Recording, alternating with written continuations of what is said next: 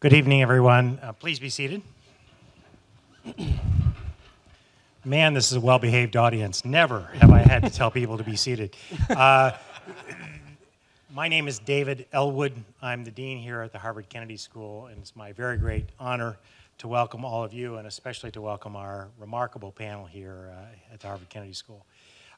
This event is part of the General Officers and Homeland Security Executive Program, as many of you know, as many of you are a part of it.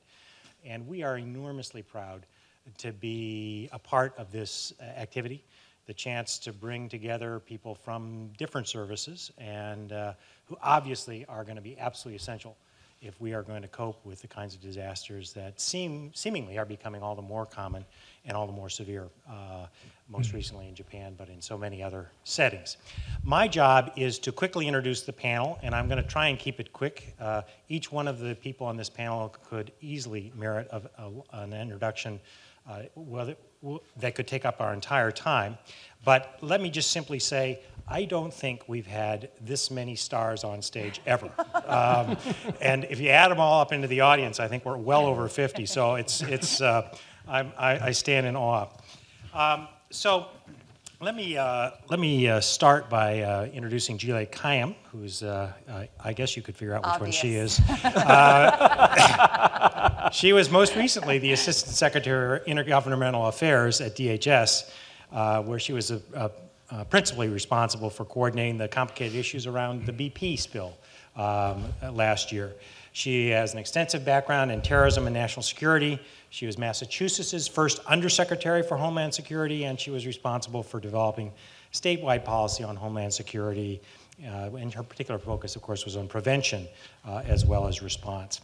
She's also on leave from a position here at the Kennedy School, which she's going to return to, or she's going to do some teaching for us next year. So we're very, very pleased about that.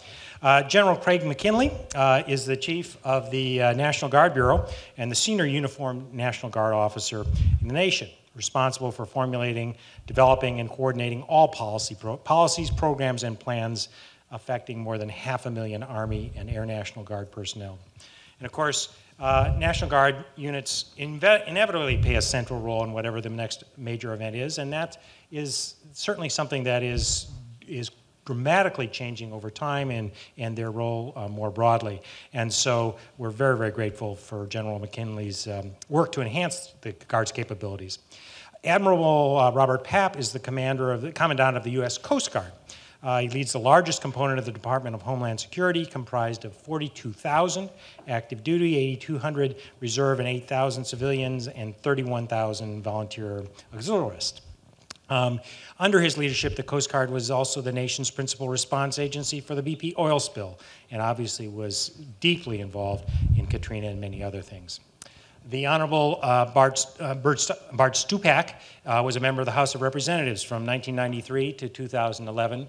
He's now around here at the Kennedy School and Institute of Politics, and talks frequently about how much he misses those good old days and what a lovely time it is to be there. He was a leader. He was the chair of the House Subcommittee on Oversight and Investigations. He was a leader on the Great Lakes and a strong advocate for clean water, with strong opposition to oil and gas drilling in the lakes. As an elected public official, he brought the perspective of those who face the accountability of the ballot box and brings that to our panel here. Then Admiral James Winnfield is the commanding officer of the United States Northern Command and of the North American Aerospace Defense Command. He led the Big E, the world's first nuclear-powered aircraft carrier, through her 18th deployment, which included combat operations in Afghanistan in support of Operation Enduring Freedom, immediately after the 9/11 attacks. In his current role, he is forging NORTHCOM as a national response force capable of supporting and integrating a wide range of federal, state, and local governments and civil society organizations. And that really is the theme tonight. I'll introduce Dutch in just a moment. It is that remarkable need and opportunity that we now have to learn from our previous challenges and to bring together these remarkable people. If something were to happen, those of you in the audience, and certainly these leaders on the stage, will be responsible for coping with whatever the next disaster brings. Indeed, if all of their phones start ringing at the same time, I would say move out of the building quickly. I don't know whether it's an advantage or disadvantage that they're all in one place at one time, but we're certainly, it's a huge advantage for all of us. Lastly, I want to introduce Dutch Leonard, who is one of the, along with Arn Howitt, is running this executive program. Dutch is the George F. Baker Jr. Professor of Public Management at the Kennedy School, and also at the, he's also at the Business School. Arn Howitt is, along with Arn Howitt, the leader of the Kennedy School's program on crisis leadership. Now, Dutch and I actually go back to college when we were roommates, and I should just simply say that back then he was a year ahead of me, and starting then and forevermore, I was always looking, trying to follow in Dutch's footsteps. And so it's all the more appropriate that I now exit the stage, since he is really the wise and thoughtful person who will serve as our moderator. But let's give one last big hand for our entire panel, and I will exit stage left.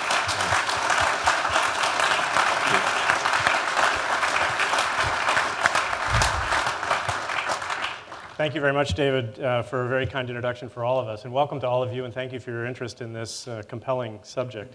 As David observed, Arn Howitt and I have been having the privilege this week of hosting the Kennedy School's first, we hope annual at least, Homeland Security Executive Program for General and Flag Officers. So I've been working with this group now arrayed ahead of me here. They look very different tonight than they have for most of the week, I have to say. It's very, somewhat intimidating. But we're gathered tonight to speak about what I think is one of the most compelling subjects that this nation faces, which is how we would respond and what we can do now to try to make sure that we will respond better in the case of this nation's next very large-scale emergency event. You don't have to look very far in the world today to look for examples of very large-scale events that would be problematic to any nation, would stretch the capacity and resources and ingenuity of any nation on the planet. The Japanese example is the most recent one, 3/11. I think all of us look at that and say, if that event were to happen here, which it very well could, it would be something that would require our best efforts and best capabilities. So what can we do now to try to improve how all of that might look going forward? If we contemplate such an event, we don't like to imagine this, but actually it's necessary if we're going to be ready. If we contemplate such an event, we realize, well, first, the questions are who's going to respond to that? And how will that response be coordinated? Well, among the organizations that will respond, many will actually respond to it, but among the organizations that will respond are the three military commands that are represented here tonight by their commanding officers.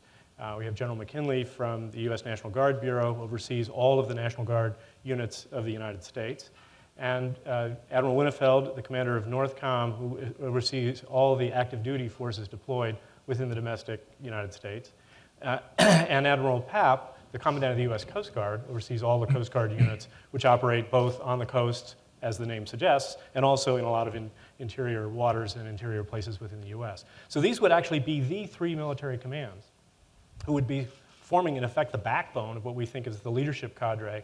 And that's essentially what this program is about. So I would just want to say, and to thank these three commanders for the privilege that we've had of gathering some of their folks with us this week to consider these challenges, and for joining us tonight to look at these very important questions. So an important performance criterion for how we do in the next large-scale event will be how successfully these three organizations work together with one another and also with many other organizations, government organizations, nonprofit organizations, private organizations, and private citizens.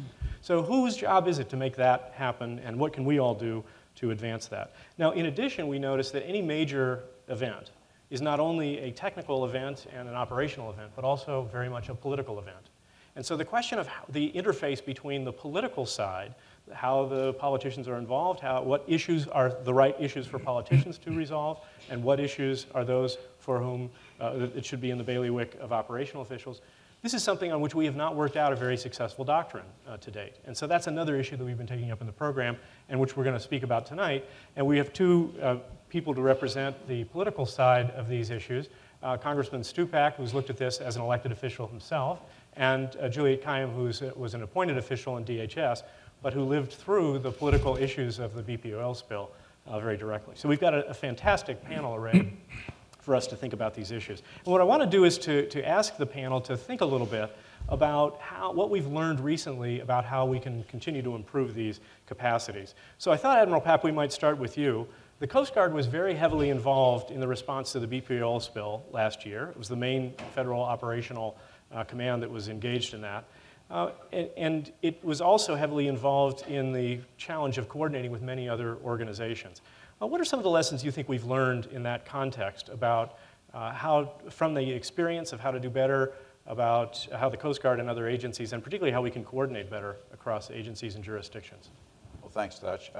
There are three things to come together in an event like this. First is the first response, the operational portion of it, carrying out the tactics. And all of us, and particularly people in this room, work towards that their entire career. We're good at the first response. We're good at getting forces out there. But particularly when you have a prolonged event, the other two aspects are going to start creeping in. First is the political overlay, and then there's the media external outreach overlay. And not all of us are completely comfortable in that world, nor sometimes do we understand all that is involved in that, particularly on the political side. We can come to an understanding, but oftentimes we're focused on carrying out the mission, and that's our first priority, as well it ought to be for the people in uniform and other first responders and other components and agencies that are dealing with it. But over time, particularly if it's an event like the BP oil spill, where there's a great degree of frustration that builds up, you've got to work very hard on that political overlay and the external outreach overlay as well. What we found is that the federal on-scene coordinator was Admiral Landry at the time, at the beginning, and I think she did a fine job. But as this thing grew and as it went on, you've got to have someone focused on carrying out the tactics of the operation, and then almost devote someone very senior to carrying on both the political and the external outreach of all this. Obviously, we came to a solution with Admiral Allen being named as the National Incident Commander. He became the face of the operation, the person who was going in front of the cameras, who established the battle rhythm for informing the public and also acting as the interface with the political side as well. And that allowed us to keep our operational commanders focused on carrying out the tactical operations. But even there, we found out on a local level, we ended up building two major incident command posts. We actually had 5, but the 2 major ones, one in Homa and one in Mobile, and then a unified area command, which was above it. And at the unified area command, we actually had to have 2 flag officers, one who would sort of be the local face in dealing with the governors in particular. That ended up being Rear Admiral Paul Zumkampf at the end there. And then another flag officer working below who took care of the internal business of running the UAC. Same thing happened at the incident command posts. We ended up, the most successful one I thought was Homa, where we had Roger Lafayette, who was doing most of the external work, but then we had Captain Mary Austin, who was back in the headquarters, really doing the internal focus. I have to credit Juliet Kayyem. I think we've got the deck stacked here for the Coast Guard because we consider her a coastie as well.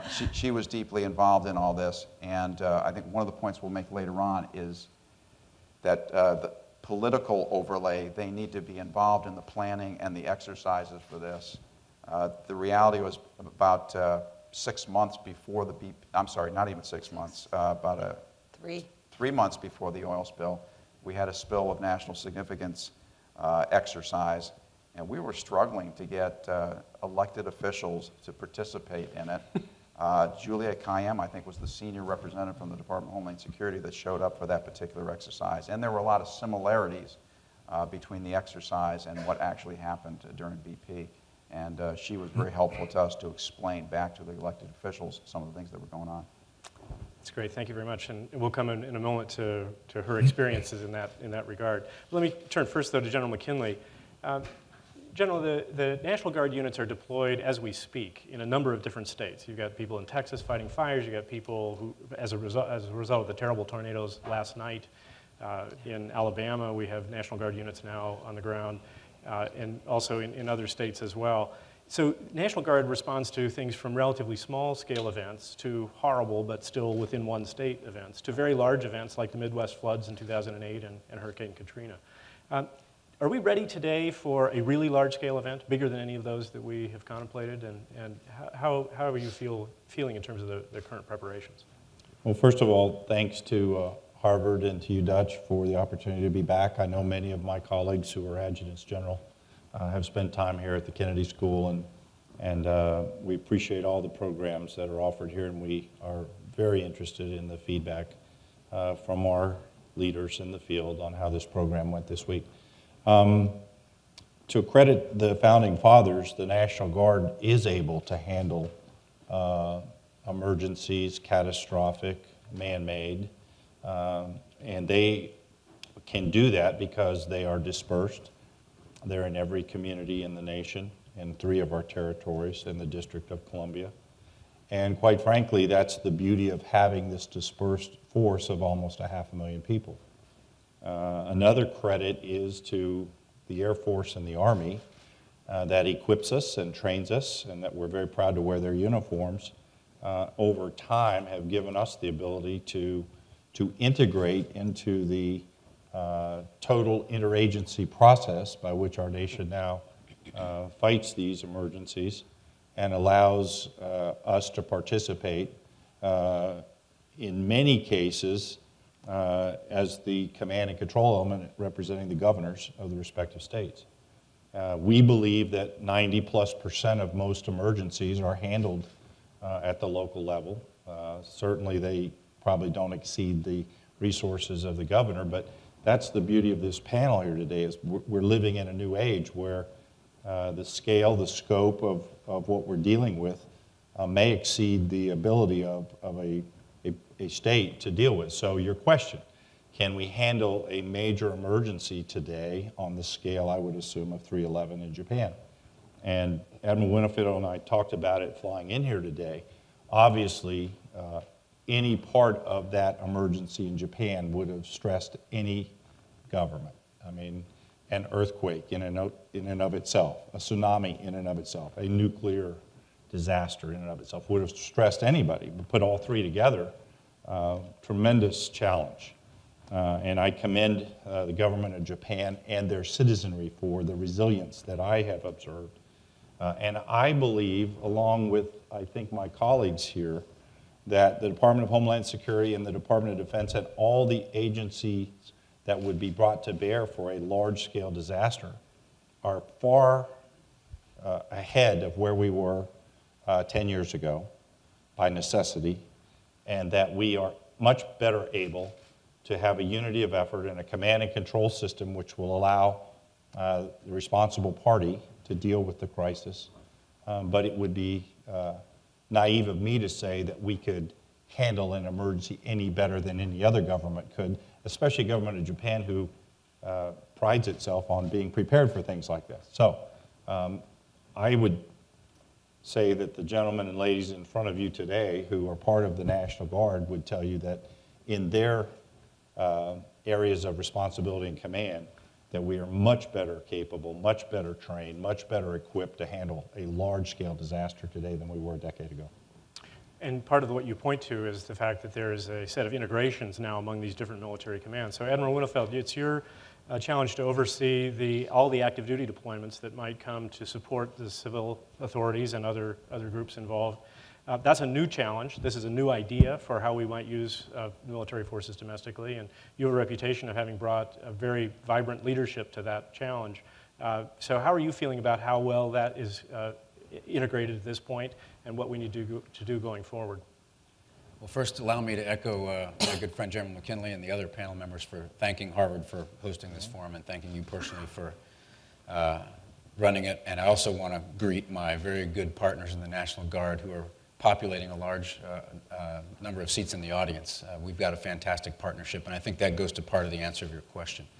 The country now has learned a lot of lessons in the wake of Katrina and other events that have occurred, more recent lessons in the wake of the Deepwater Horizon oil spill. And I think that we've put together a fairly robust system, a national response framework, a national incident management system. And if we have a hard time handling a large incident in the future, it's going to be because of capacity, not because of teamwork. And so I'm very proud to call my partners in the Department of Homeland Security and also my partners in the Guard a very tightly knit group, a very close partnership. And there will always be mistakes made, to be sure, in any kind of a disaster response. And those mistakes, of course, will be what people tend to focus on. But by and large, I'm very confident that we have a good future in front of us in terms of teamwork. One of the things that we've managed to accomplish is to tighten up our partnership with the Guard. There has historically been some daylight between the federal side and the state side in terms of what the command and control would be like for federal forces responding in support of a state operating through the principal federal response would be run by FEMA.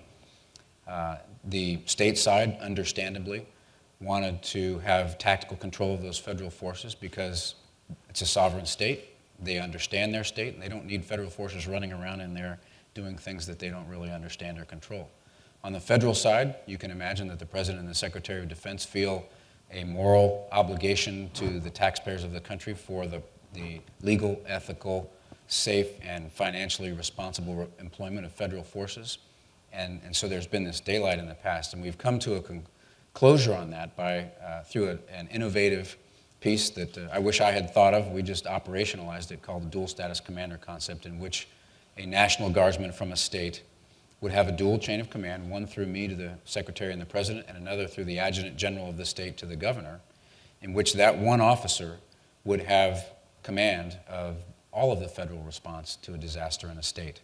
And the way we've accomplished that is by properly training these individuals so that they not only understand their state response and they understand how the Guard works with all of the mutual supportive mechanisms that the National Guard has, such as the Emergency Management Assistance Compacts, but they also understand the federal side better than most federal people do.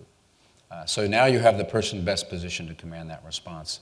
And that has really taken us, as General McKinley pointed out, a long way in our teamwork. And I'm very confident that this system will work. I don't want to have to try it anytime soon. But if we do, we've got a great partnership, and our role at Northcom is to be in support of FEMA and in support of the states.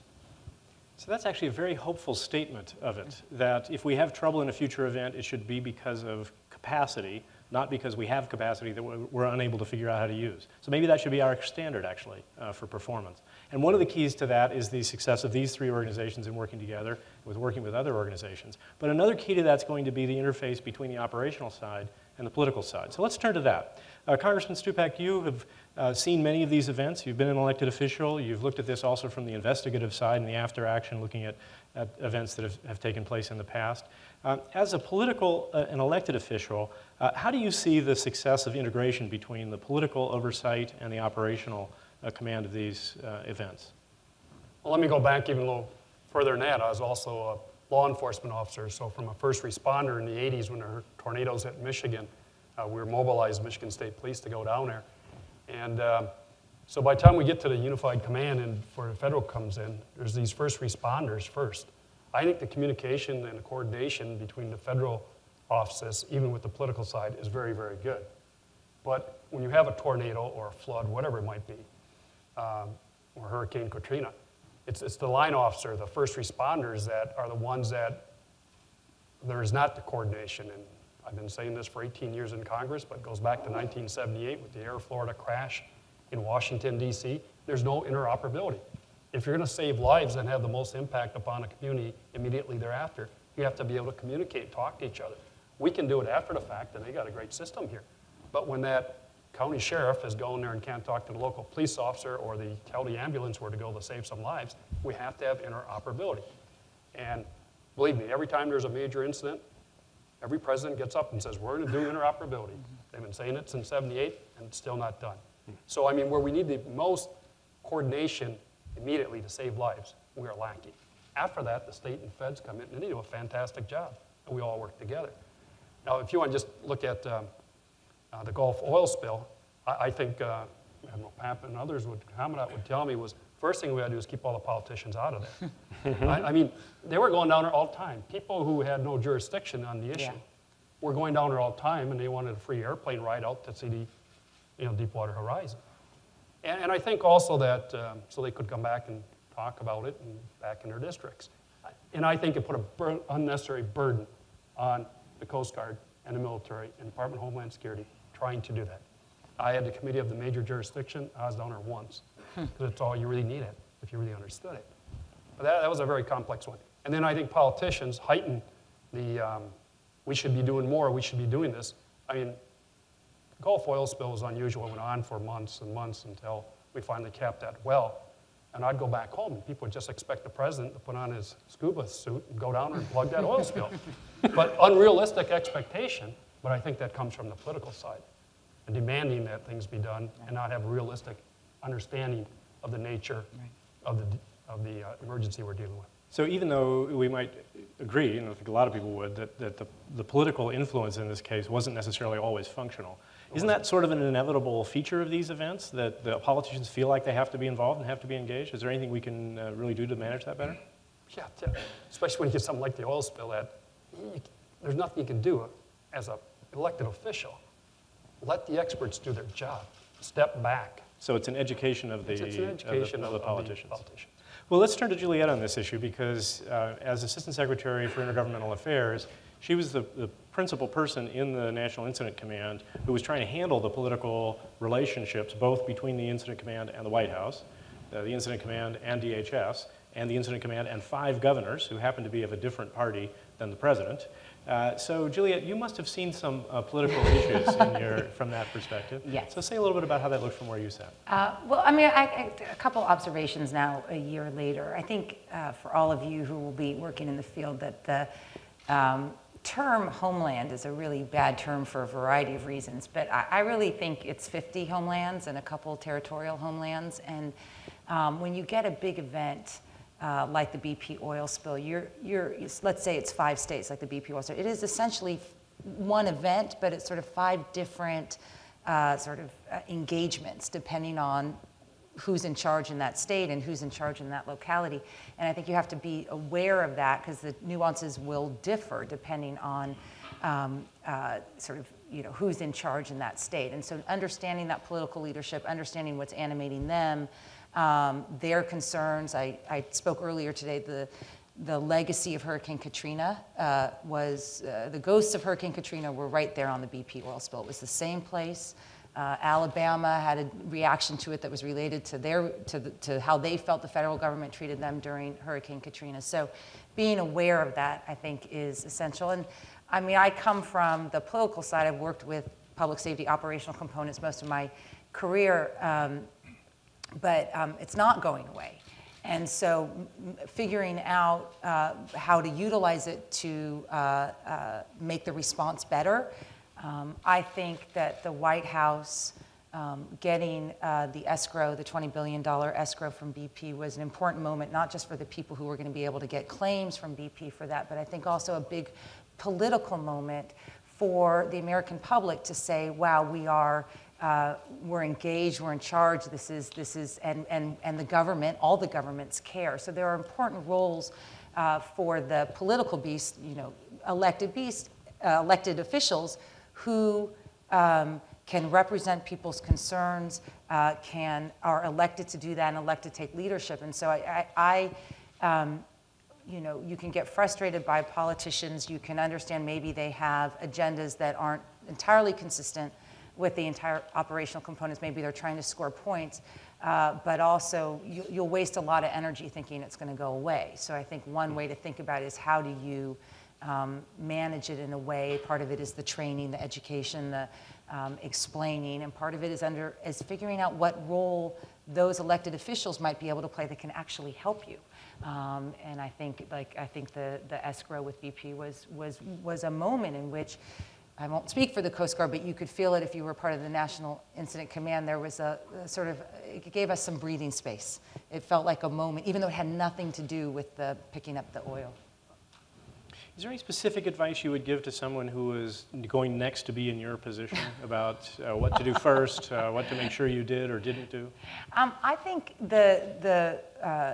for me, the most important thing was I had a relationship not just with Admiral Papp and Admiral Allen, but with a number of people within the Coast Guard, with General McKinley, the people in charge of people who actually do the work. And I think there are civilians in the audience and probably people who are thinking of running for office. I think it's really important to not view yourself as an expert, but just to view yourself as an expert in the thing that you know well. And I knew how to integrate or knew how to understand the local, state, federal interaction.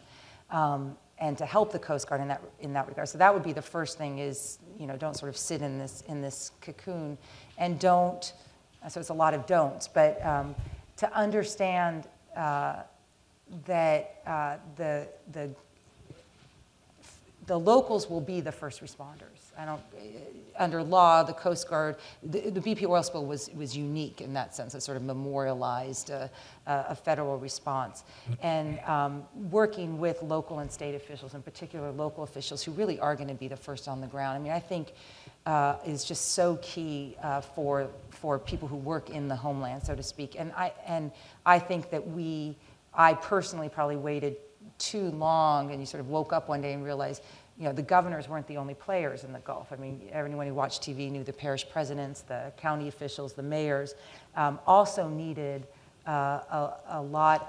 needed to understand what was going on. And I told just a quick anecdote earlier.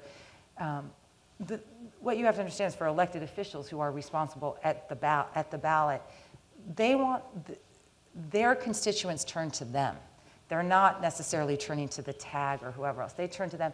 And there was an incredible amount of embarrassment, I think, in the Gulf by the local officials that they couldn't answer a lot of questions. We got much better at getting that information down, the claims process, what the response looked like.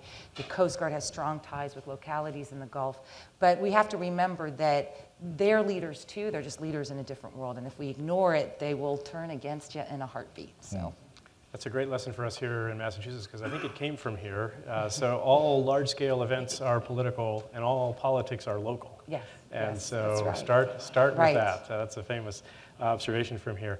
So let me, our panel I think has been hopeful about how we are prepared and how we are going to be able to work together successfully. And we've set a standard now for performance, which is only constrained by capacity. But let me ask you, what additional obstacles do you still see? What should we still be working on in a program like this with the people that you've been generous to let us work with over the course of this week? What are the issues that we still should see as obstacles and should be trying to work on? Any of you have a thought on that subject? Admiral Powell. Sure, Dutch.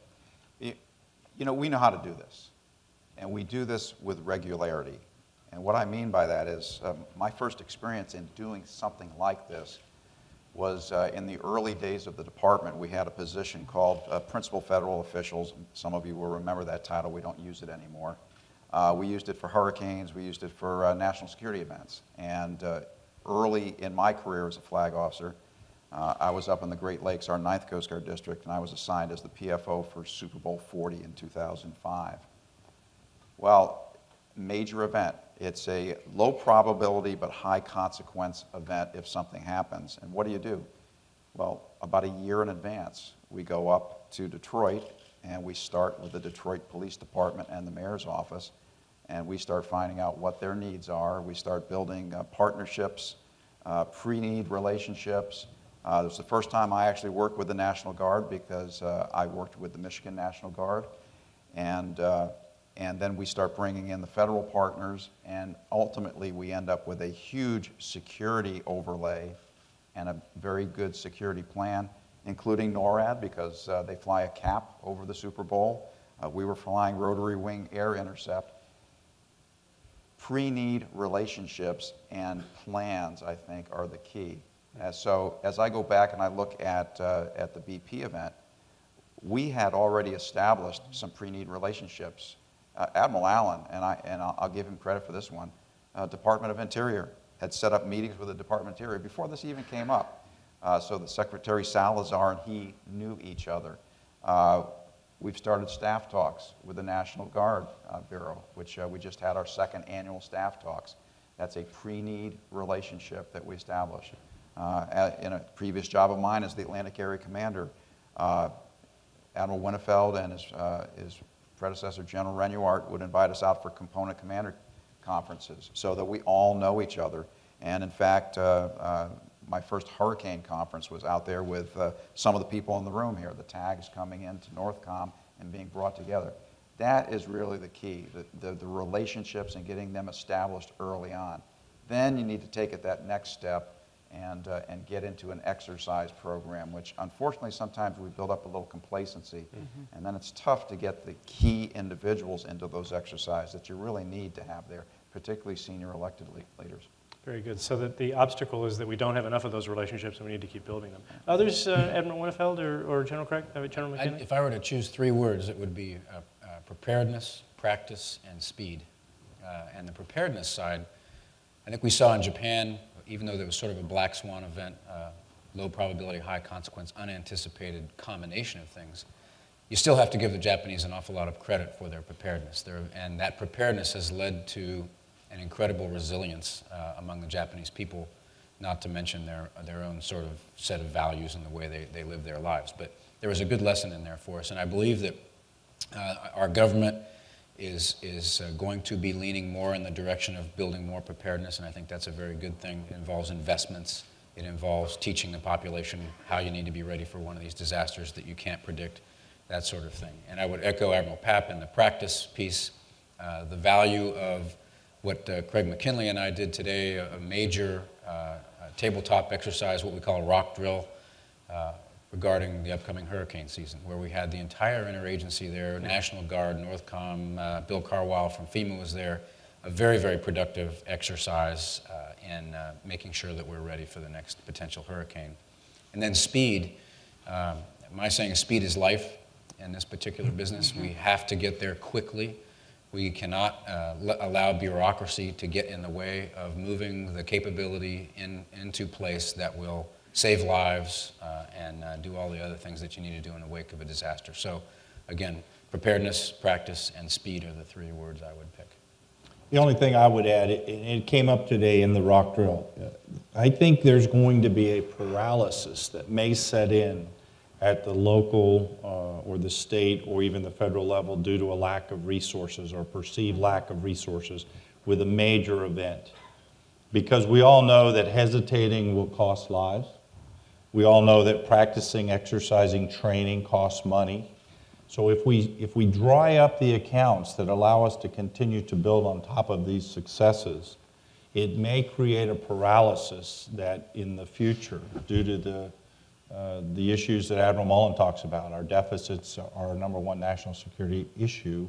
It also affects us locally too. So I would caution everybody that we as a nation are going to have to deal with the financial aspects, and we can't shortchange the response to a major natural disaster or man-made disaster. This is actually a great question that I wanted to ask you as well, and I think it would be great to get Juliette's reflection on this as well. So each of your agency, each of your commands has multiple missions that you perform on a daily basis, which are daily, urgent, necessary things to do. So in the space of recent years, we've seen enormous pressure on budgets to reduce costs, yet your missions haven't changed, and in fact, many cases have become more complex. And how do you, in that environment, find enough space to act in time? That is, to do things ahead of time, to prepare, to find space for preparation, instead of just having to deal with all the urgent things that happen today. How do you carve out space for the future events that are only a probability and aren't so urgent?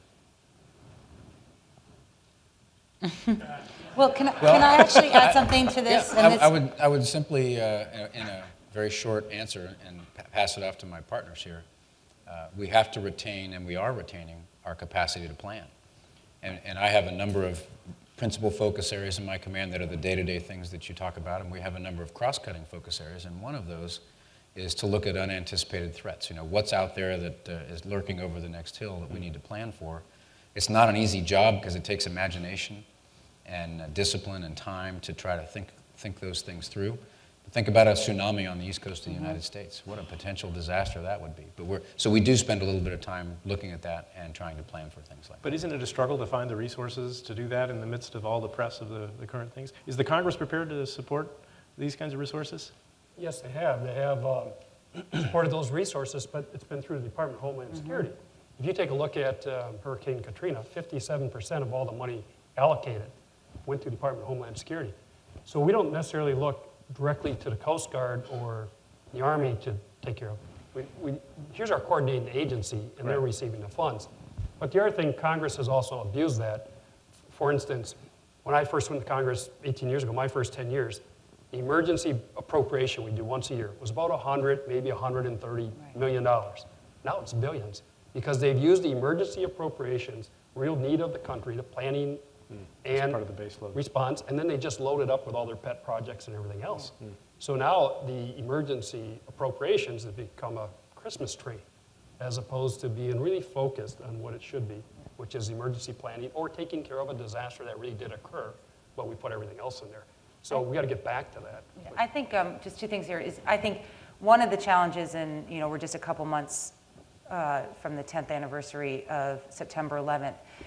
One of the challenges, and I know Secretary Napolitano, having been a governor and recognizing now sort of the need for a narrative of what happened to this nation and what we've been able to do and the progress that's been made, recognized early on that with this most recent election we have 30 plus new governors, let alone all the mayors. And the only governor who is still a governor today and was governor on September 11th is Governor Perry from Texas.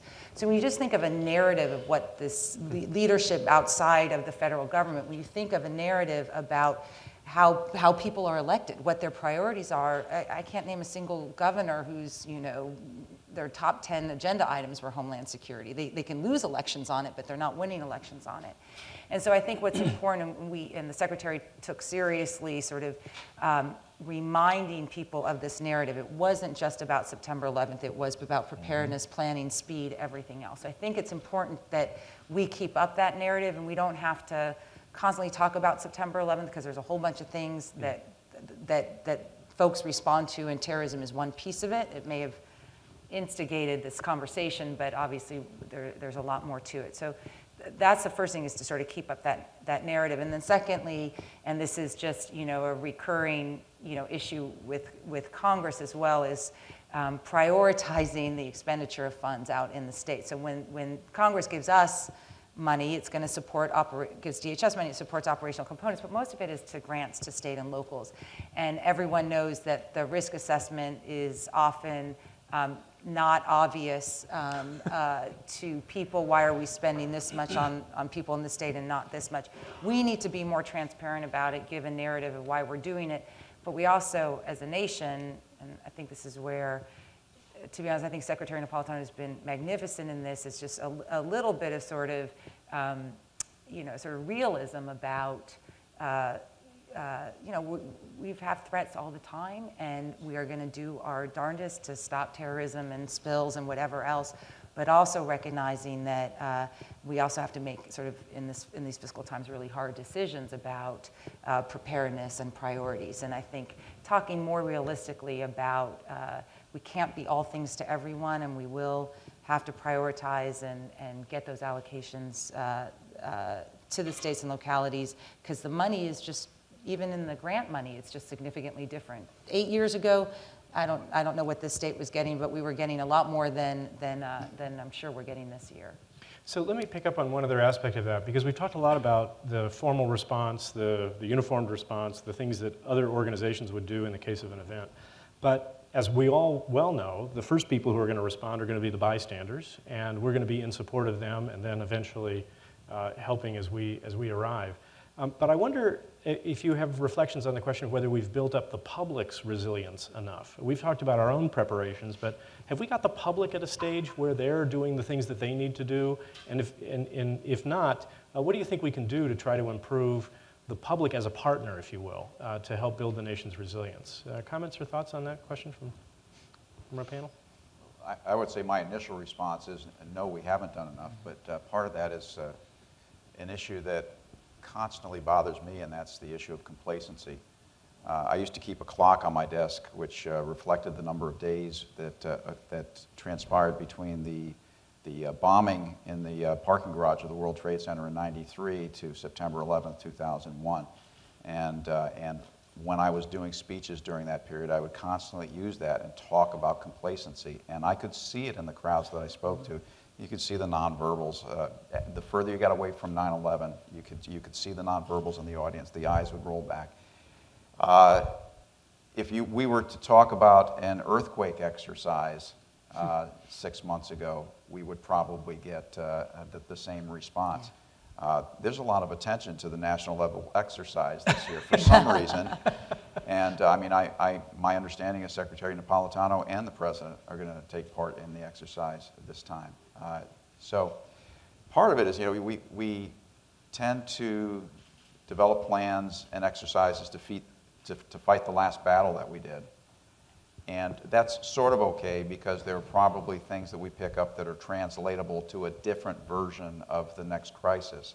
But the thing that really does bother me the most is complacency that this society seems to allow to creep in very quickly, short attention span. I also think, Dutch, that the asymmetry that is facing the world today that is not traditional, it's not state-sponsored, it's nothing that we grew up studying or learning, is an issue of concern, that the next event will be something we haven't thought about or that we aren't prepared for. That is something that I think our citizenry needs to be aware of and cognizant of. This is a new world, and this century will be different than the last. And for many of us in these front rows, we learned and emulated a different era, and that era is gone. I would only add briefly that FEMA Administrator Craig Fugate has kind of an intriguing idea in this area, and that we have a tendency to sort of default to the response is going to be a uniformed response, whether it's first responders, police, fire department, medical, wearing smocks, whatever, or National Guard, military. But in fact, he has recognized that in a real disaster like that, there are going to be plenty of able-bodied Americans running around that survived who want to help. And so he's encouraged the whole enterprise, as it were, to make sure that we enlist those people into the effort. Now, there's going to be interesting legal ramifications there, you know, if one of them gets hurt and all that kind of stuff. But these people are going to be around, they're going to want to help, so why not use them? And so I applaud Craig for having that sort of an approach. So that expands the array of people who might be involved and that we might bring in, and there's some efforts to train people actually at the local level to be more effective in that role. But there's also a political issue here. Is it safe for politicians to say that we have to be ready for strikes on the homeland, for events that might happen, that the government's not necessarily going to completely protect you? Is there the political will to tell the public that they need to be prepared? Oh, yes, and I think the public wants to play a role, but they also want to be constructive and not be causing problems. I mean, Hurricane Katrina, dentists who wanted to help out, and we think of dentists, okay, but they're medical doctors too. But they were denied the opportunity to help out because they weren't licensed in the state of Louisiana. That was sort of, but when something happens, our offices get deluged with doctors or people who want to give clothing in it. I mean, that's a great one that everyone dumps their closets out on us. And how do you coordinate that? How do you make sure you're really doing it meaningful? And then if you say, no, you can't fly your plane to Haiti with the earthquake, then they get mad at you, like, well, I should be able to. Well, we just can't have everyone flying their airplane into Haiti. I mean, the island's not big enough. So they want to help. They don't know how to direct it. And I'm glad to hear that we're having good discussions with that with FEMA, because I think there are some ground rules we could establish that they really could be very, very helpful. So Tom Ridge famously made the observation that in order to protect themselves against a possible radiological event, Americans should buy polyethylene and duct tape. And that was actually a pretty good idea from a technical perspective. That would actually save lives if people actually did that. He was laughed off the national stage for saying that. The politics would not support a national level figure saying people have to be prepared. Are we in a different position today, Juliet, from what you saw where you were in? I think so. I mean, I quoted a different Secretary of Homeland Security, the second one, Michael Chertoff, who I thought he got criticized for this as well, and he said not every bridge is a bridge. You know, and he meant, you know, for the Department of Homeland Security. There's lots of bridges in the country, and then there's bridges, as we've seen with the WikiLeaks. I guess I'm allowed to talk about WikiLeaks because I'm not in government anymore, but with that there was a focus on the Brooklyn Bridge. And so I think maybe between the two of them, there is some space. And as I said, I think this administration has had real attempted terrorist attacks. I mean, real ones, and very close, as we saw several times. And I think that they've, you know, Secretary Napolitano and the White House and the way that the interagency is talking about it is different. I think it's and maybe that's the benefit of them not being successful and the benefit of time, but is to not sort of be all fearful all the time, but to be realistic and that we're doing what we can and to stop it and to try to protect ourselves. So, but you know, it's a very hard space, and I will. Nothing gets me sort of, you know, more worked up. Lots of things get me worked up, but I think the fact that able-bodied Americans with means somehow don't think it's their responsibility. It's like vaccinations in my mind. It's to sort of make sure that they take care of themselves and their families, because then these folks, when something bad happens, can take care of the people who either are in immediate harm's way or couldn't help themselves. Is you know, sort of, I think in some ways a sad statement about our notion of what it is to be a citizen. So I think we're beginning to find that space where we can talk about this a little bit more realistically. Great. Well, we could continue this conversation for a long time and to very good effect, I'm sure. But I want to turn now to questions from the audience. So we have, for this purpose, microphones in the audience. So if you would like to ask a question, please come and array yourself near one of those microphones. And let me just remind you, as you are doing that, there are 4 of them. There are 2 on the floor here and 2 up on the alcoves. Let me just remind you what a question is. A question begins with a statement of who you are, your name and your sort of general affiliation in the community here. And second, a question is a short collection of words with a question mark at the end. Okay? And questions come in ones. Okay, they don't come in multiples, they come in ones, and then we'll have some interaction with our group. So if you'd like to ask a question, please come to one of our microphones and let us know what your question is. Please. Hi, thank you all for being here and thank you for your service. My name is Samantha Silverberg. I'm a master's student at the Kennedy School, and I'm actually also one of Professor Leonard's students. Congressman Stupak spoke about interoperability.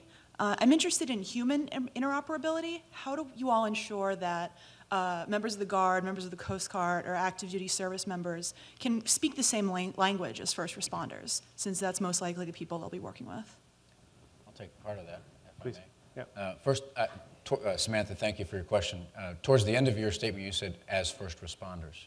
And I would just want to remind everybody that the real first responders, and I think the real heroes in this country, in the homeland, as it were, are our firemen and our policemen. Mm-hmm. They are the real first responders, along with all the great, brave citizens that are out there helping their fellow citizens. And you know, we joke sometimes, but it's true that the best intelligence we have on terrorism is citizens finding bombers in Times Square and that sort of thing. So I just want to make that very tiny correction.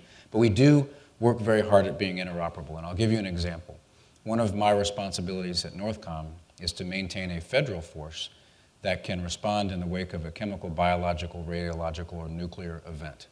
The National Guard also has considerable capacity and is growing more capacity in its ability to respond to the same kind of events. So what happens when we both show up at a large event? Are we going to work well together? And the answer is yes, because we train together.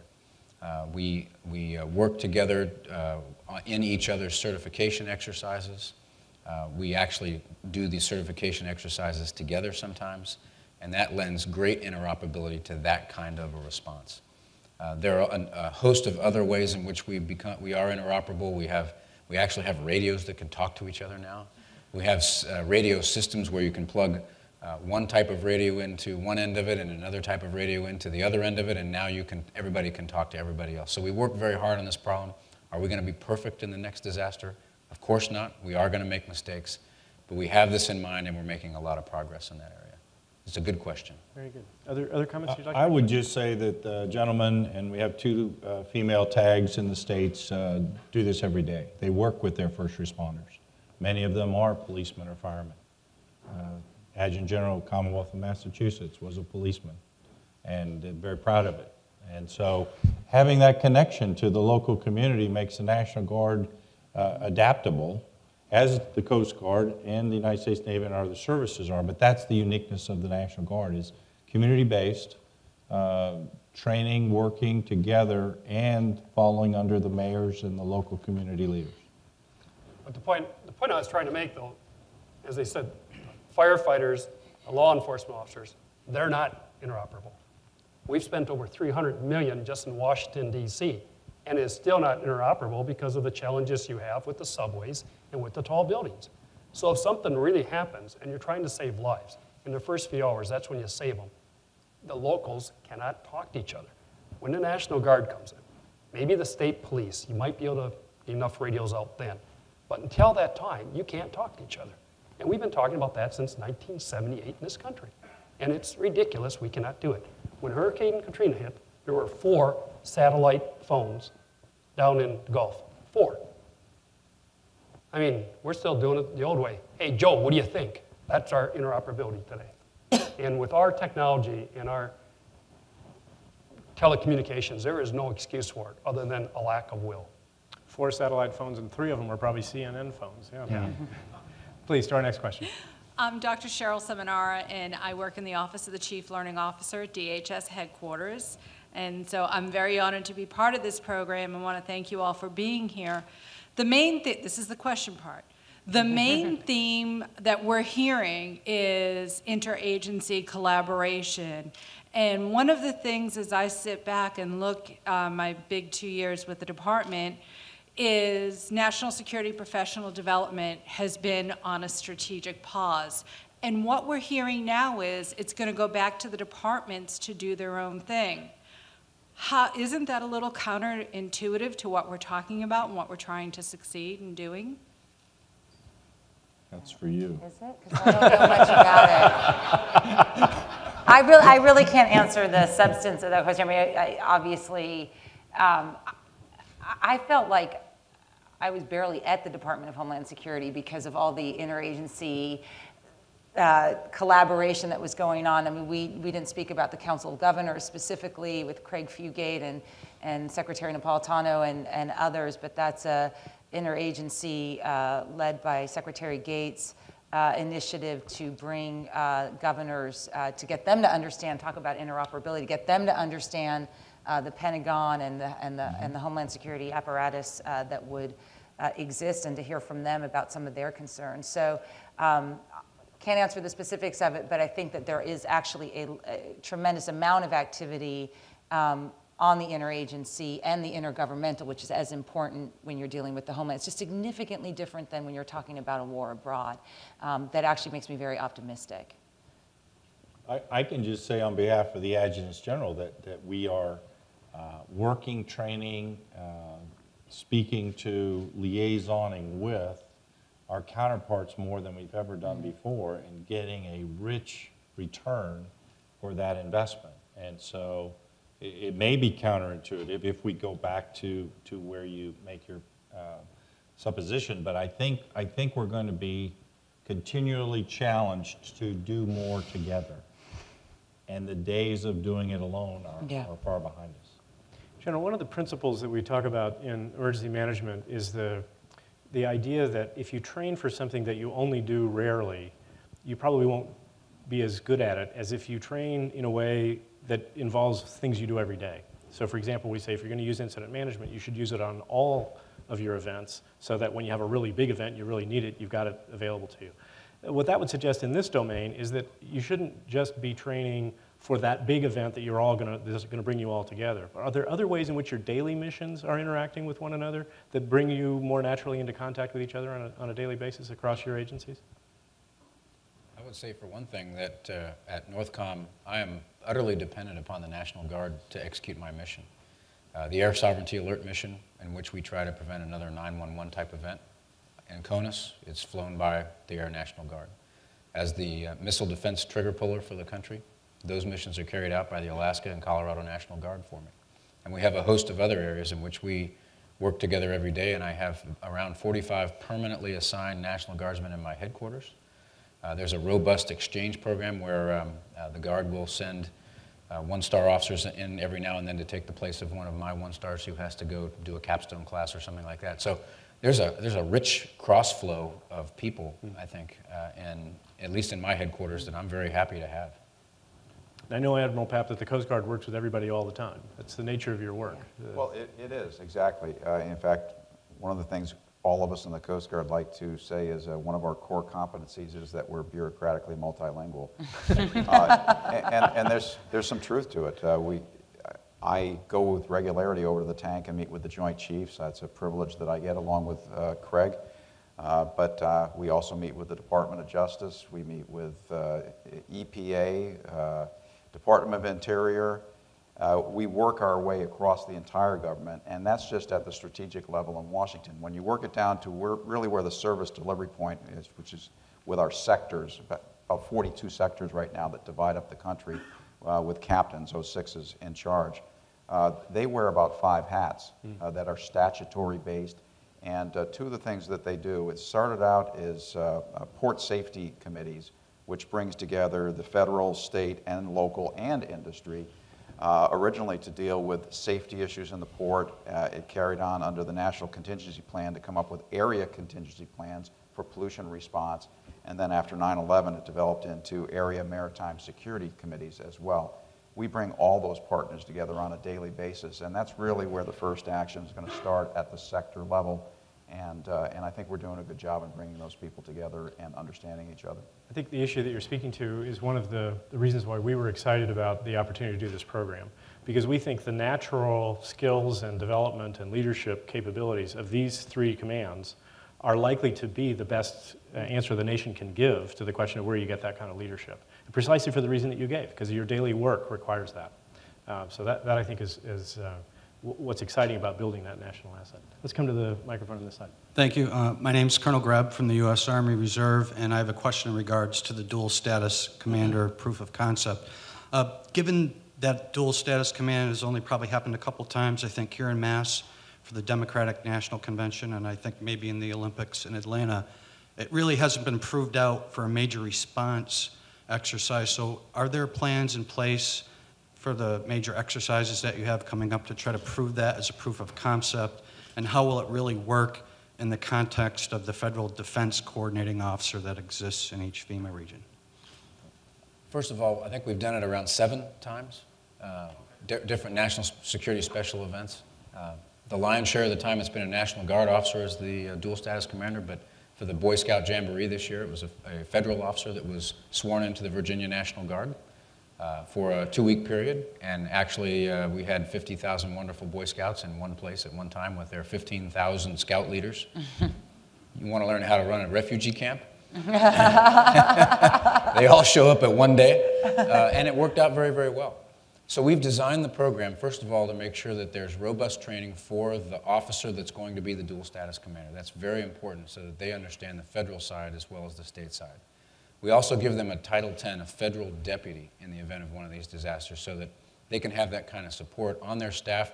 They use that deputy any way they want to. I don't try to tell them how to use the deputy, but that's a very useful thing. We also will provide them with what we call a Joint Support Force staff element, which is a group of federal officers that will augment the dual status commander's staff in any way the dual status commander would like, but to provide additional capacity in the event of a disaster, but also some federal expertise, including legal expertise, to make sure that the forces are used properly. And then we do plan to exercise it. We've already done it with several of the states.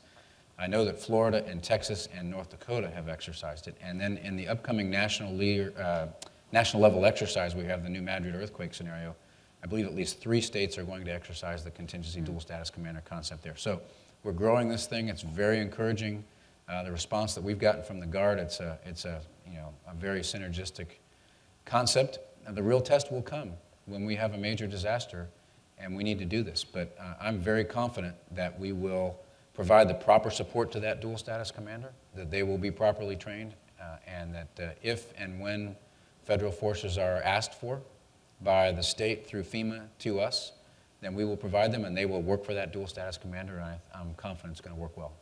There's a world of difference between that description and the one we would have had to give 10 years ago about Absolutely. the way in which these agencies knew each other. Well, don't you know how we got there is the adjutants general on behalf of their governors decided this was in their interest. Right. There was negotiation, there was give and there was take, and we're now to a point where we can actually work it. That wouldn't have happened 10 years ago, more than likely. No, I think that's exactly right. And basically, people heard that message and have been gradually doing things that involve remediating those problems, getting those relationships built. And I just think that's enormously encouraging. So let's go to the microphone on the left here. My name is Chief Warrant Officer 3 Tim Laval, proudly serving with the Massachusetts Army National Guard. And, Be careful, your boss is in the front row. I got a lot of bosses in this room. So it is. Yeah. A lot of what we've heard about tonight is information management. We've heard about how the ghost of Katrina, influenced the BP spill, how we have to deal with the media, outreach overlay.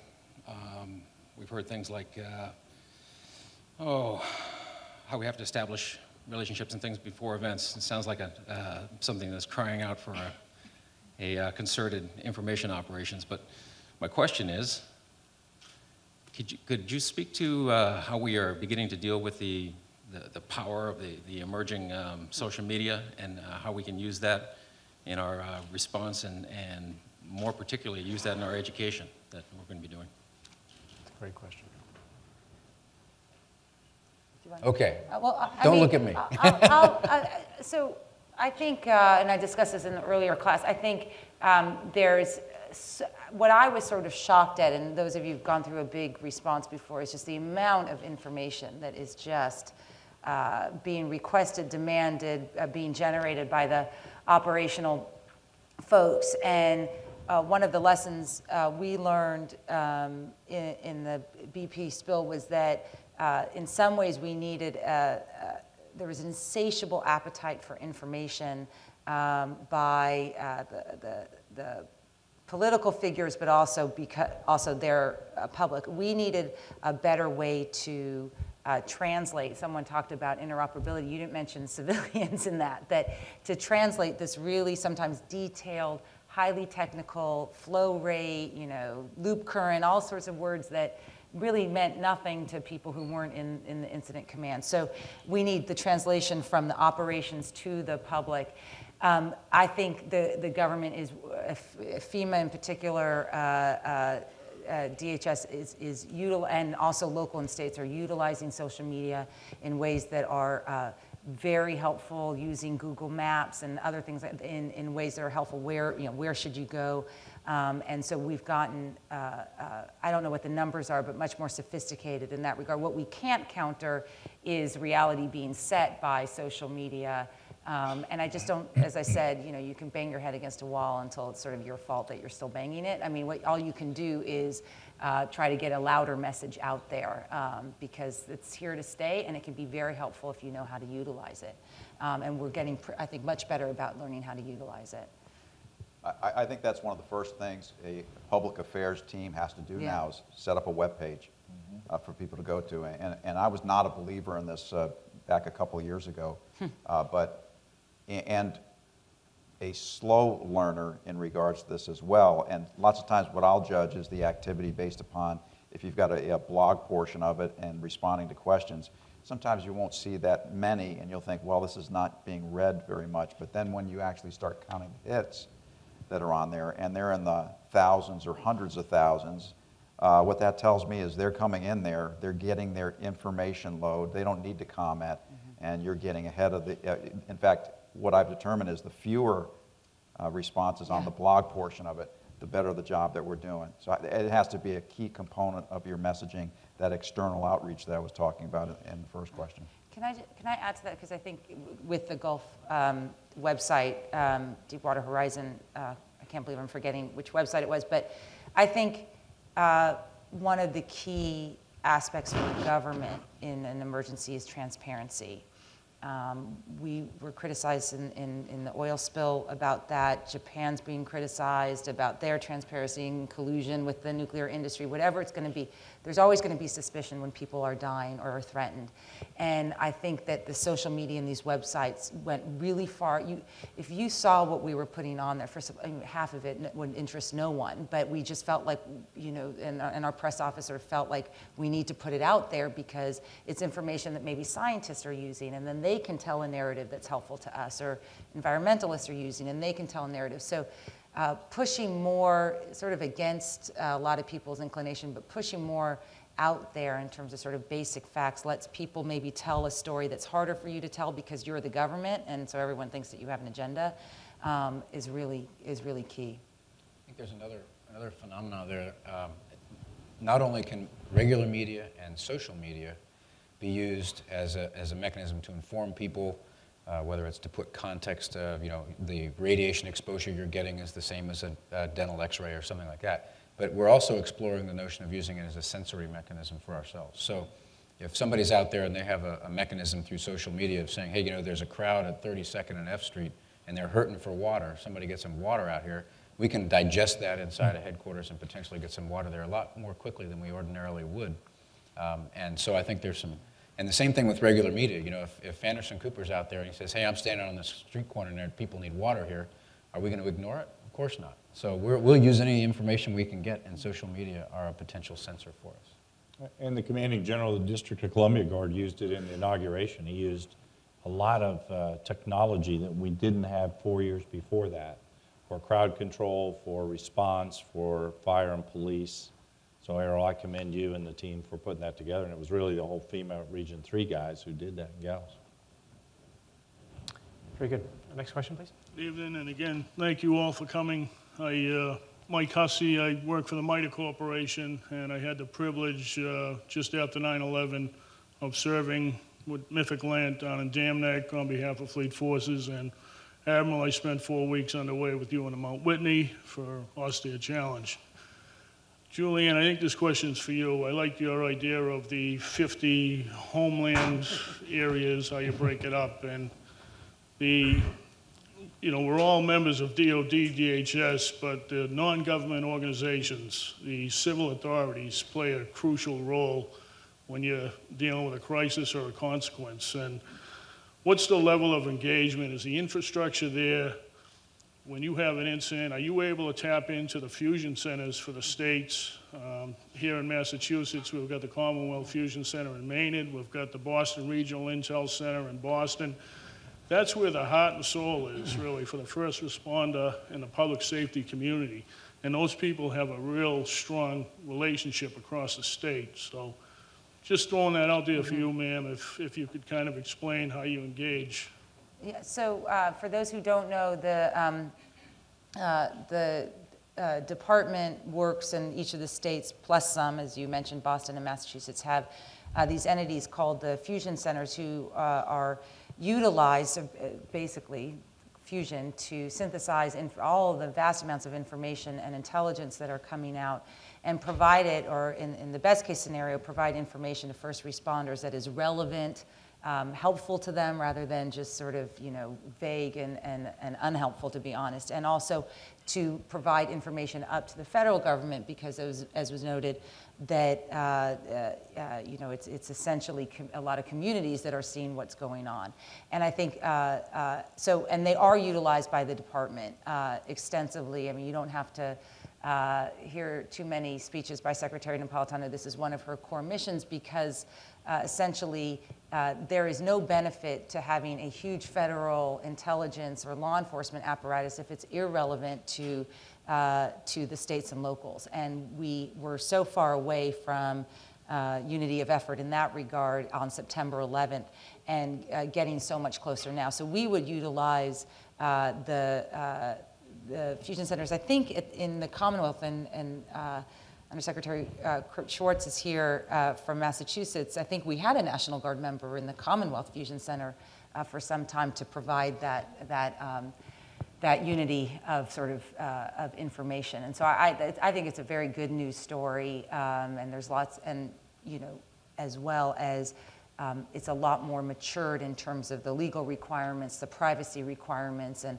other things that are important to citizens of the United States. I think these folks have one of the hardest jobs because it is the homeland, right? It is not just 50 states, it is domestic issues that make this country great about the constitutional norms that we want to protect and the privacy, but make it so different than theater of operations sort of abroad, and they're struggling with that. They have those challenges every day, and then multiply that by 50, and then just think of all the cities we haven't talked about, where each of those players are huge players. They are the leaders of their cities and urban areas.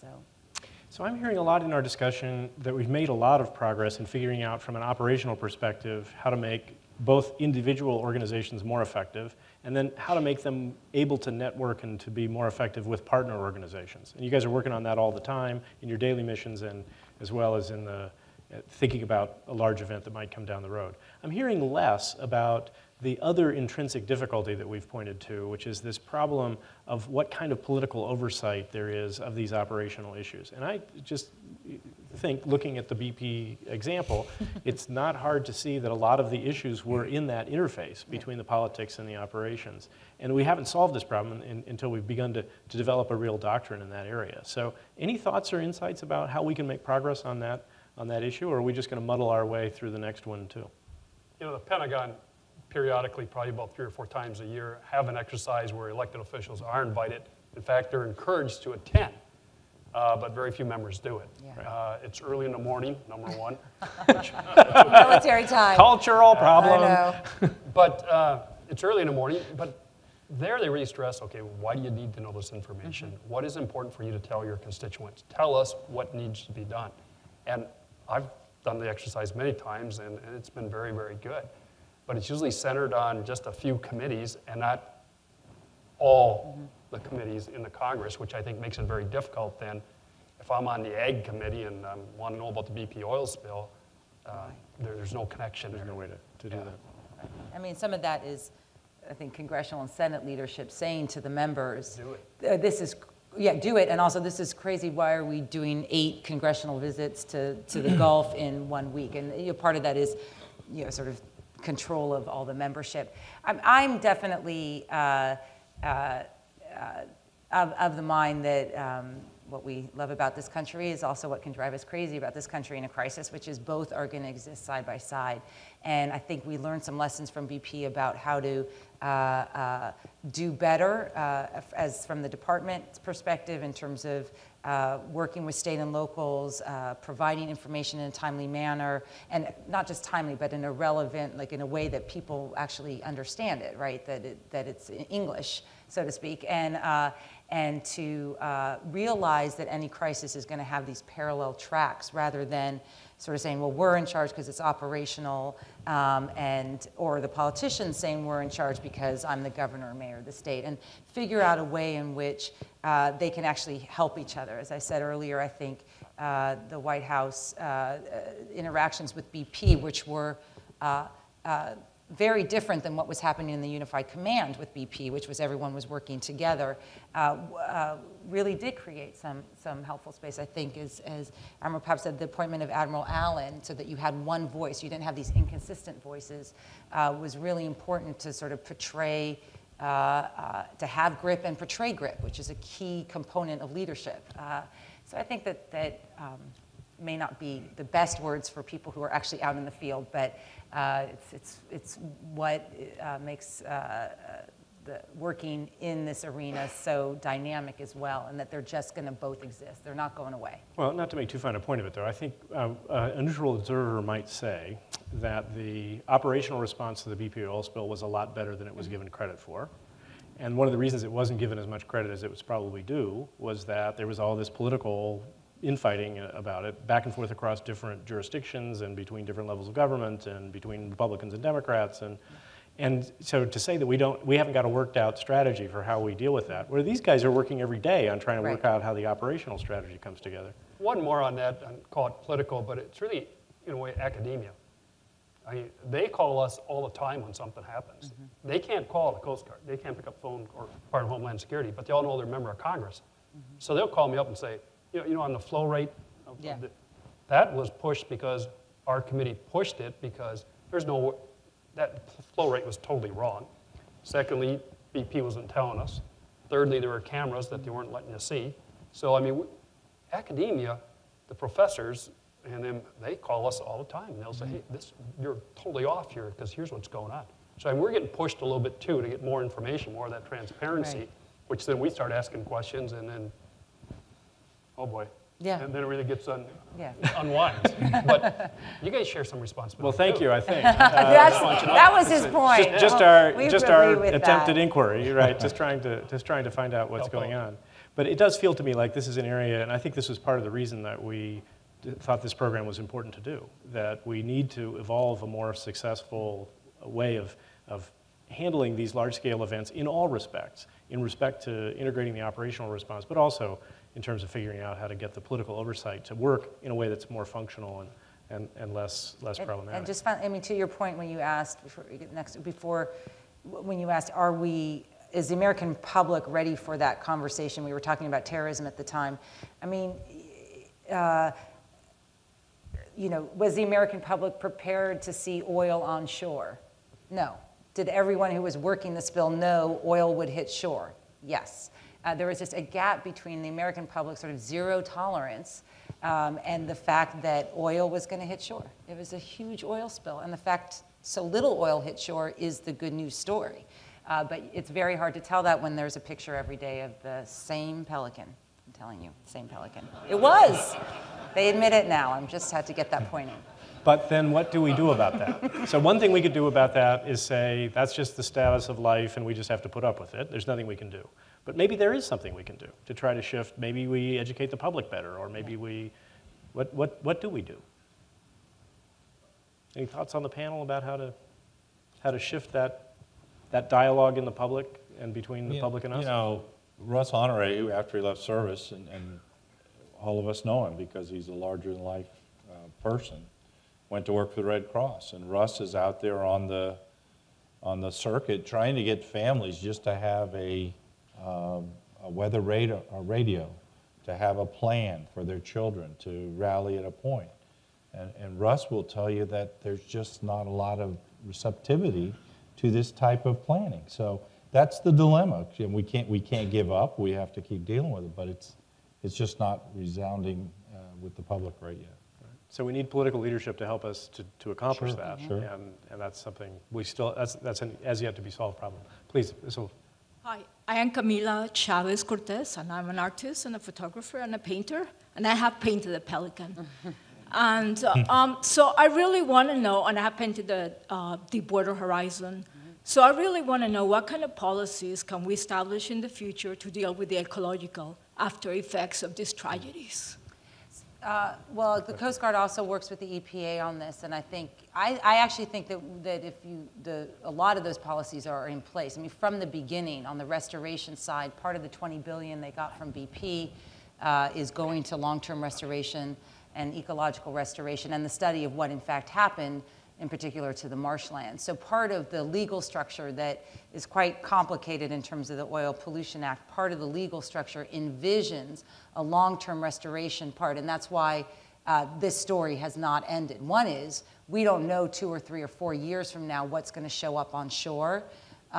We don't know what won't grow next season, and we don't know continuous studies of the fisheries, of course, but also the quantity of dispersants that were used. But I turn to Admiral Papp as well, is that the environmental side is part of the way the Coast Guard thinks about. Well, it is, but prevention is really the key to all this, and the lessons that we learned both from I don't know how many people in the room, and I'll admit that I'm one who did not know what a blowout preventer was before all this started, at least the intricacies of how one works. We're going to have to review on how these things were approved, the response plans. There are things like the National Pollution Fund, which has a cap on the liability that a company has to pay. We need to get that adjusted for inflation and a lot of other things. We were fortunate that we had a company like BP that was willing, with a little incentive, to put up the $20 billion because there was a limit to their liability. They could have walked away from this thing. That wouldn't have done them very good in the media, but they could have.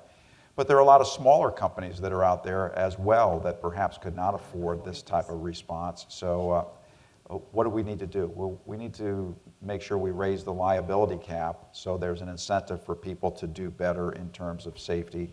And we're going to have to put a little bit more regulation in there as well, both from the Department of the Interior and probably the Coast Guard in terms of response plans. And we're also going to have to come up with some better division of between the federal government and industry on maintenance of equipment, because the Oil Pollution Act of 1990 really put all the responsibility on industry to maintain the technology and the inventory of equipment to respond to something like this. At the end of the day, the only thing that was owned by the federal government were 16 Coast Guard buoy tenders who we had the foresight to build skimming capability into, but those were the only federal resources that were available. Yeah, Well, I think still I'm there's sorry. an issue between what is scientific and what is legal. And, you know, we know some of the after effects of the Valdez issue. So I think that, you know, the field is open and wide to really be fair about it. So I want to thank all of you for being here tonight. I'm unfortunately going to have to bring our discussion now to a close.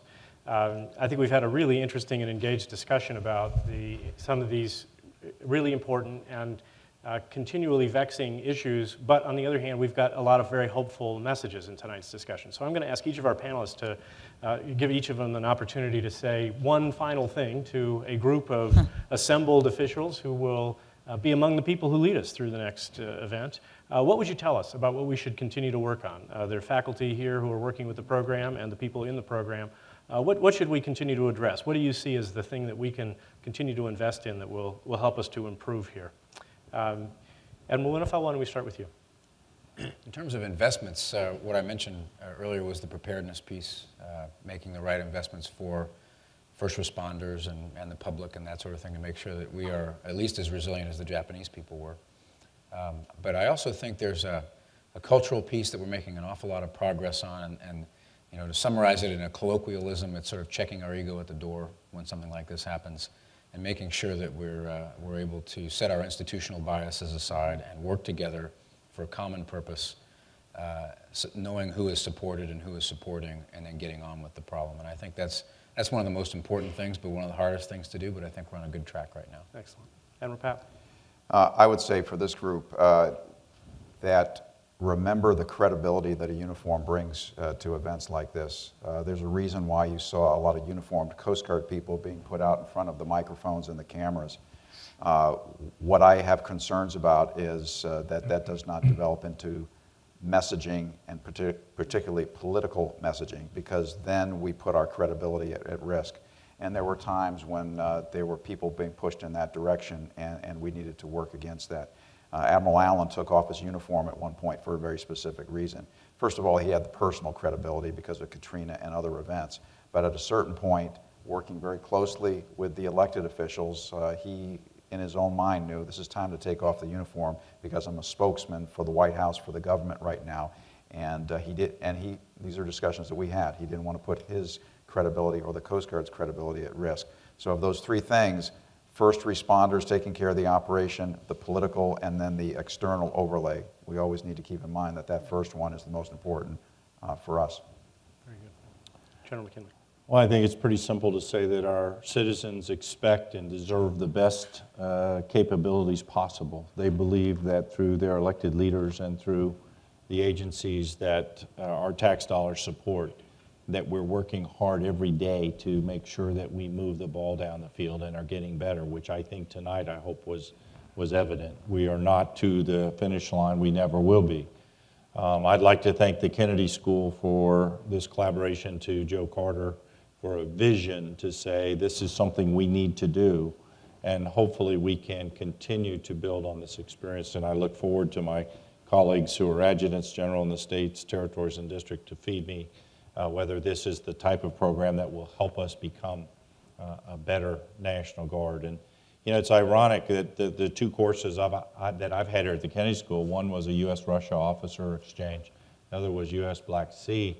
That was very helpful to many of us who've taken that course. But what is important now is in the 21st century that this great university college has decided this is also important to us. So thank you very much. Thank you very much for that. Juliet? I think final admonition. What's essential and what's clearly happening here, and I think a good news story, is those of you in the military know chain of command. You live, breathe, train on it, but that there's a lot of chain of command, some reporting to you, some dotted line, some equal some in a totally different branch of government that are as important to help you satisfy your primary mission.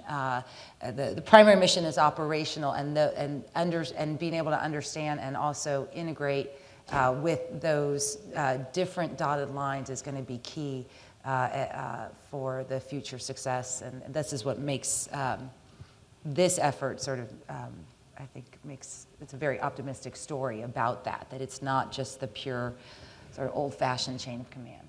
Excellent. Congressman Stupak. Throughout tonight, we've talked about communication and coordination, so let me go back to where I started. While we have it in the military, we really need it at the local law enforcement area, and maybe because I came out of law enforcement, I'm so sensitive to it and spend so much time towards it.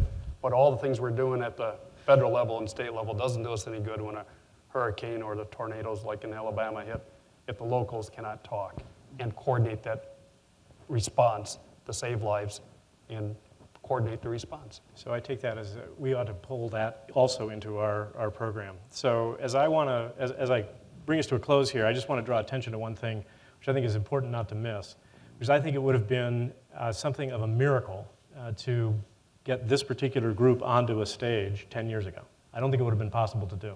And I think it is a symbol of the fact that we have moved far forward and of the leadership, particularly of these three commanders, of these three military elements, who would work successfully together because they do know each other and because they are working on that and trying to make you all able to do that as well going forward. So I think we owe you all an enormous vote of confidence and support and our thanks as a school, as a nation, as we look forward into whatever our future brings us, for the leadership that you have brought to this. Now you all, some of you have heard me tell this story before. It's my favorite story, and I only have one story at a time, so forgive me if you've heard it before, but it's a story about one of my colleagues at the business school who got a card from his wife, and he opened it, and on the front it said, "You were the answer to my prayers." And he thought, oh, that's great. And he opened it up, and it said, "You're not what I prayed for, but you're the answer I got." Now, I think what we've discovered tonight is that these folks here arrayed before us and these folks on the stage are the answer to our prayers, and they are also what we should have been praying for, even if maybe we weren't. So I want to thank you all for being here. Please join me in thanking the panel for being with us tonight. Thank you, guys. Always a pleasure. Thanks, Bob. Thank you very much. Thank you. Really appreciate you being Great. here. Really excellent. Congressman, thank you, sir. Thanks, Dean. Absolutely, a huge privilege. Thank you so much. It's a great pleasure to be with you.